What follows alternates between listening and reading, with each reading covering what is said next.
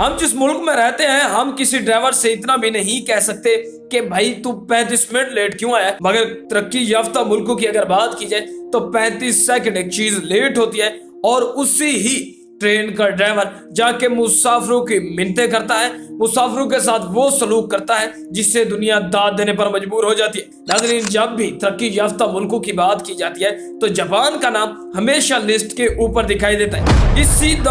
इसी साल जापान के अंदर एक ऐसा वाकया पेश आया जिसने जापान की आवाम को तरक्की याफ्ता होने की भी एक बड़ी सनद दे दी है। जापान के अंदर एक बुलेट ट्रेन सिर्फ 35 सेकंड लेट हुई, यानी 35 सेकंड ये तखीर का शिकार हुई।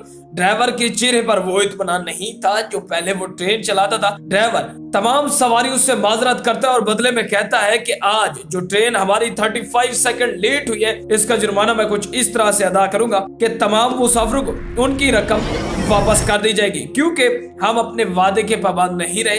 हम टाइम से चाहे 1 सेकंड भी लेट आते या ज्यादा से ज्यादा 5 सेकंड भी लेट आते तो हम अपने मुसाफिरों से किराया लेने के हकदार नहीं थे। और एक तरफ पाकिस्तान, इंडिया और दीगर ऐसे ममालिक हैं जिसमें ट्रेन ने कसम खा रखी है कि हमेशा ही तखीर का शिकार होना है। और दूसरी एक बड़ी खबर जो कि जापान के रिलेटेड एक फैक्ट भी है कि जापान के अंदर अब अगर आप कहीं अकेले बैठकर रोते हैं, कोई औरत है कहीं अकेला बैठकर रोना चाहती है, तो वो अपने लिए एक हैंडसम साथी भी किराए पर ले सकती है जो उसके साथ बैठकर रोएगा या उसके आंसू पूछेगा। ये फैक्ट यकीनन ही जापान के अंदर मुझे तो बड़ा अजीब सा मालूम होता है, लेकिन हाँ, जो बात 35 सेकंड के ट्रेन के लेट होने का वाक्य है वो यकीनन ही दाद देने पर मजबूर करता है। लेकिन अगर बात करें सिर्फ हुक्मरानों की तो इसके जिम्मेदार हुक्मरान नहीं है, बल्कि सबसे ज्यादा जिम्मेदार हम लोग हैं, हम आवाम हैं। अगर कोई ट्रेन 1 घंटा लेट हो जाती है तो हम लोग क्या कहते हैं कि भाई शुक्र है अल्लाह का,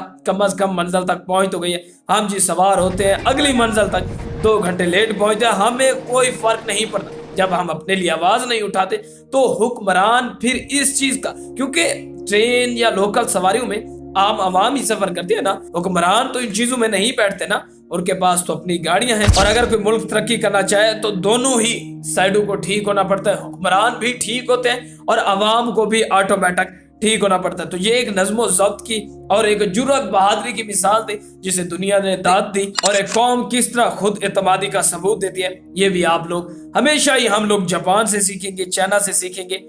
हमने सारी जिंदगी सीखने में गुजार दी मगर कुछ नहीं किया तो हम लोगों ने कुछ नहीं किया।